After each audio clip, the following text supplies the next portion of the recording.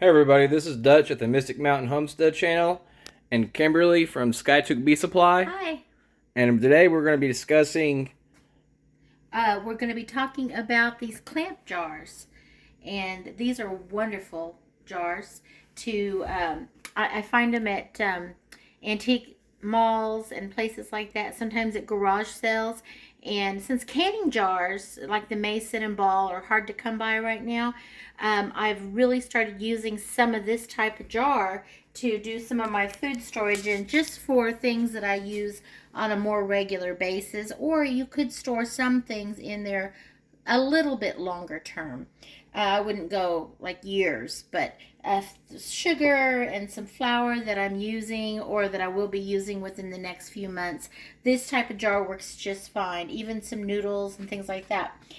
So the other day I was at a little antique mall looking at some jars, and I come across these jars. I found these blue jars here, and as you can see, this jar has noodles in it now, or macaroni in it, but they come with a seal in here, and the seals on these three jars here in particular, and this one was very old, and the seal was just not working. And when I took it off these and washed these jars and went to replace them, I saved these so that I could show everybody, because these are not as old as this jar. This is a much older jar. This is probably a 1960s type jar, and it had the original seal on it. But you can see that these get really dry, these rubber seals, and they just don't put a good seal on anymore, and it doesn't keep the air out, and it doesn't not allow like little boll weevils and things like that into your food. So these had to be replaced, and a lot of times people overlook this type of jar as a good working storage jar because the seals are bad. And so I replaced these, and you can see here we have a beautiful, nice seal on here. And I've got my macaroni noodles in here. And the snap clamp jar, it just snaps down. But this holds nice and tight. And some of them even hold so tightly, if you're going to put liquid in it, if you're going to store it in the refrigerator, I would make sure I check that for sure to make sure it was sealed really well before I turned it upside down. But for pasta, for sugar, for flour, for oatmeal, things like that, this works really nicely.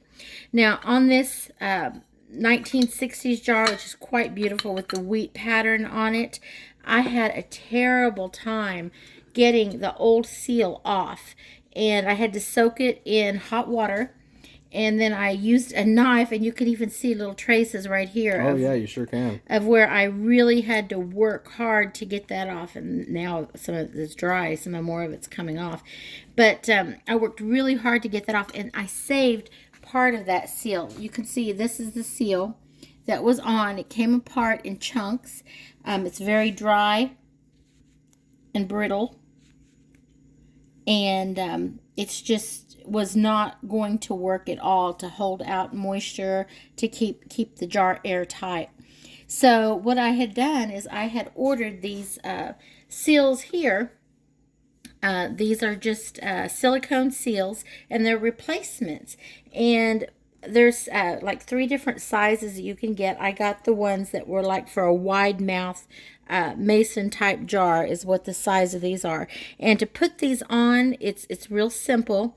I always like to put the tab over to the side. And the lovely thing about this is you can take these off, wash them in warm water, let them dry on a paper towel, and then put them back if you needed to do that. They are washable. But when you go to put them on, you want to make sure that when you put them on, you put them on just like this, and then see how it holds up this little lip here. You want to make sure you push that down all the way around so that it snaps in real good. And then this jar now is ready to close up, put something in it, close it up, and use it for storing something. And this one has a really nice tight seal.